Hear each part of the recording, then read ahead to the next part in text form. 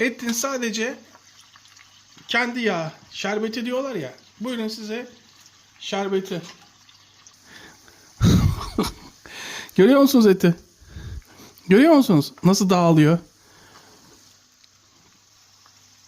Et artık dağılıyor. Hani o şerbet falan diyorlar ya. İşte bu. Açın ağzınızı. Şu her şeye değer. Herkesin ama herkesin, istisnasız herkesin evinde ister kuzu etiyle ister dana etiyle yapabileceği lokum gibi yumuşacık kavurma yapacağız. 1 kilo 678 gram diyor.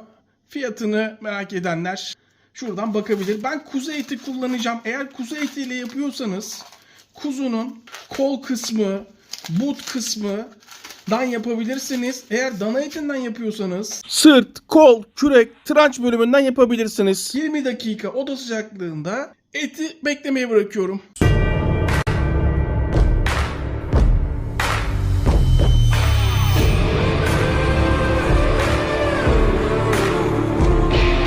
Ocağın ısısı en güçlü şekilde yanıyor. Ben çelik tava kullanıyorum. İsteyen döküm tava kullanabilir, tencere kullanabilir. Evde yapmak için çelik tencere en uygun materyal. Ama tabii ki bunun normalde bakır tencerede yapıldığını unutmuyoruz. Çelik tavamız ısındığı anda hemen şöyle 1-2 damla su damlatıyoruz ve tavayı yapışmaz tava haline getiriyoruz. Su buharlaştığı anda artık tavamız yapışmaz hale gelecek. Yapmak isteyenler varsa hayvanın yağını kullanabilir. Ama ben evde herkesin yapabileceği ve dükkan açsanız evinizi geçindirebileceğiniz bir tarif vereceğim size. Şöyle 1, 2, 3, 4, 5, 6 yemek kaşığı sıvı yağ. Biraz kavurmalarınızı büyük doğratabilirsiniz. Bu tamamen sizin isteğinize bağlı. İsterseniz daha da küçük yapabilirsiniz. Ama benim size tavsiyem 2 parmak boğum büyüklüğünde olsun. Dana etiyle yapacaksınız. Tek parmak boğum büyüklüğünde olsun. Tava, tencereniz mutlaka geniş olsun. Şimdi adı üstünde kavurma, yani fazla kavurma. Kesinlikle tuz katmıyoruz. Altın kural. Tencere yemeklerine tuz katarsanız ilk başta etinizi sertleştirirsiniz. Kırmızılığının geçmesi. Burada kavurmuyoruz. Sadece eti mühürlüyoruz. Adı üstünde.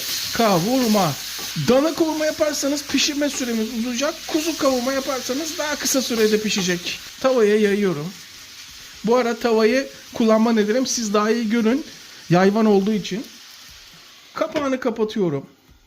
Yüksek ateşte 5 dakika pişmesine izin veriyorum. Soğan mutlaka kullanacağız. Varsa karanfil de kullanın ama yoksa zorlamayın kendinizi. Aynı Osmanlı mutfağı taktiği kullanacağız. Şöyle dediğim gibi soğan mutlaka kullanın ama karanfil yoksa zorlamayın. Osmanlı mutfağından bir taktik. Karanfiller. Evet, bu kadar yeterli. Hemen bombayı hazırladık. Şurada beklesin. Diğer karanfilleri başka yerde kullanalım. 5 dakika sonra beraber açalım. Suyunu bırakmış olması gerekiyor. Bakın. Görüyor musunuz? Et nasıl suyunu bırakmış.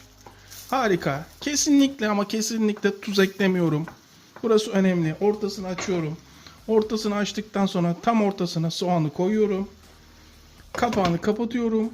Kısıkla ortanın arasında. Evet. Yarım saat pişsin. Hatta 40 dakika pişsin. Şöyle bir bırakalım. 15. dakikada başına geliyorum. Şöyle bir bakacağım. Daha da sulanmış olması gerekiyor. Doğru pişirdiğimiz zaman bakın. Hiç su katmadık, görüyor musunuz? Su katmadığımız halde suyu görüyorsunuz değil mi? Ne kadar doğru pişirdiğimizi anlıyoruz. Doğru olduğumuzu test ettikten sonra çok fazla zaman geçirmeden kapağını tekrar kapatıyorum. Mutlaka kapağı kapalı pişmeli. Çok fazla açık kalmamalı. 15 dakika olmuştu. 40 dakikaya tamamlayacağız. Yavaş yavaş pişmeye devam etsin. 35. dakikada tekrar açıyorum. Süreye takılmayın. Siz ara ara bakacaksınız. Hele ki ilk defa pişiriyorsunuz muhakkak. Şimdi bakın artık suyunu çekmiş. Tamamen yağ kalmış. Görüyor musunuz?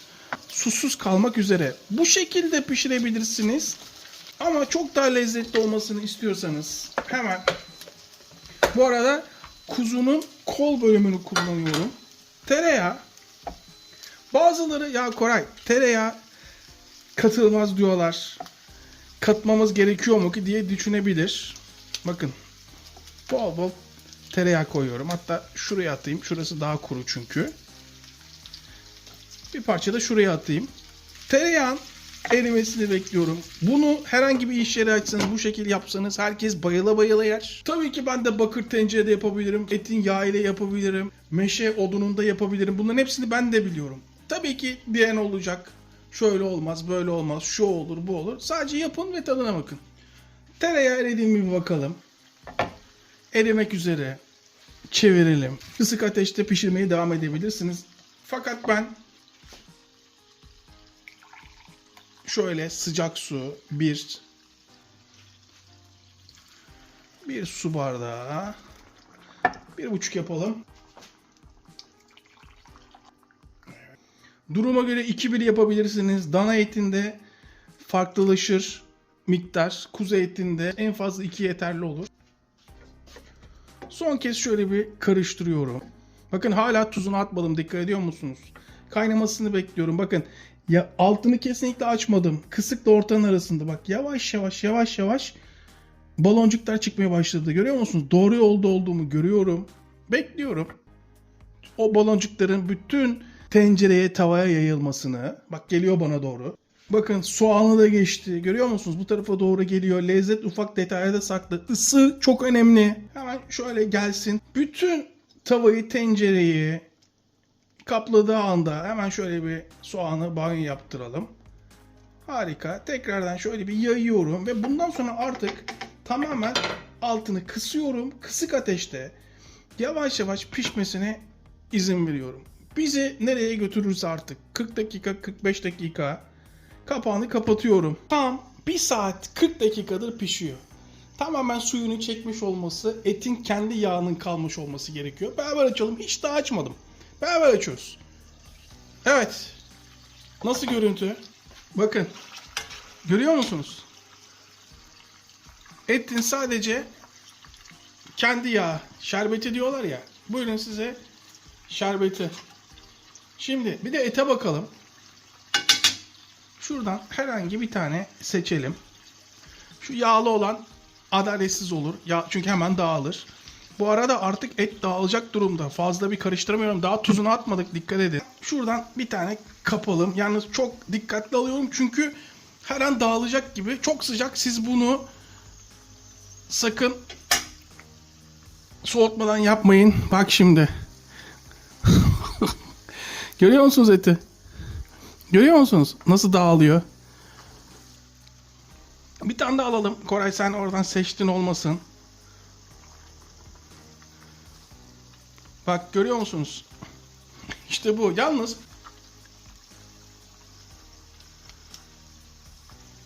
et artık dağılıyor. Şimdi burada sıra tuzuna geldi. Çok dikkatli bir şekilde artık tuzunu döküyorum. Bakın artık pişti, görüyor musunuz? Piştikten sonra hatta altını kapatıyorum. Ve burada öyle langur langur karıştıramıyorum. Çünkü et dağılabilir.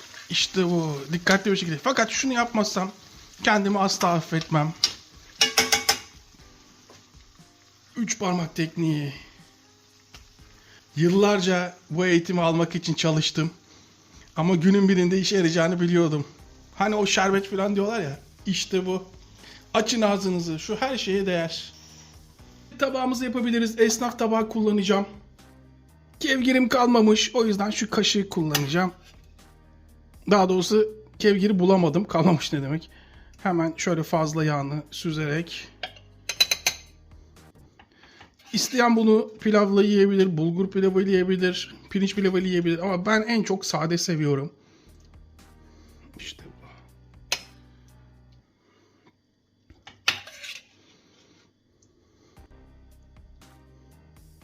Biraz da şöyle şerbetinden üstüne. Barbaros gelemedi. Şu kapta onun hakkını ayıralım. Barbaros'un hakkı baki. Yani iş yapacak o yüzden. İsterseniz böyle kaplarda saklayabilirsiniz. Şu kap ne kadar işimi kolaylaştırdı. İnanılmaz işimi kolaylaştırdı şu kap.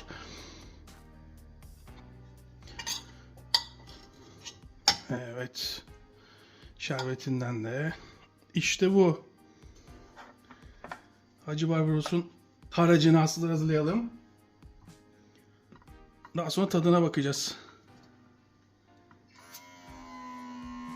Şimdi bir bakayım vakumlandı mı?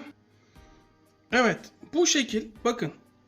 Soğumasını bekledikten sonra böyle normal dolabın +4 bölümünde yağın altında kaldığı takdirde 2 ay bozulmadan gönül rahatlığıyla yiyebilirim. Buzluğa kaldırdığım zaman da 6 ay bozulmadan yiyebilirim. Yani konuyu açıyor. Şimdi biliyorsunuz 100 gram veriyorlar, 110 gram veriyorlar bazı yerlerde. Şurası nereden baksanız abartıyor zannedeceksiniz. En az yarım kilo burası. Ali Koç, Michelangelo, Da Vinci, Picasso. Ayağa kalkın, ustanız geldi. Evet, şunun bir tadına bakalım artık.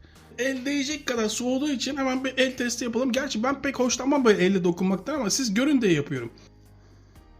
Görüyor musunuz nasıl dağılıyor? 1,5 saatte 1 saat 40 dakikada yaptık. Hadi bir tane daha deneyelim. Görüyor musunuz? Anında. Açın ağzınızı. Şunun bir tadına bakın bakayım. Koray, sen nasıl bir psikopatsın? Sabahın 5'inde 6'sında kavurma yapıyorsun. Bir vampirin tarif defterinden bilirim. Hem de bu vampir psikopat bir vampir. Açın ağzınızı. Bir de şöyle 3 parmak tekniğiyle bakın bakayım. Diyeceksiniz ki Koray, bu nasıl bu kadar lezzetli oldu? Vay be. Dur anlayamadım. Dur. İzleyip abone olmayan bir insansızlar. Siz unuttum zannetmeyin. Hiçbir zaman hiç unutmayacağım. Hepimizden sağlık. Tekrar herkese selamlar. Şov tarif.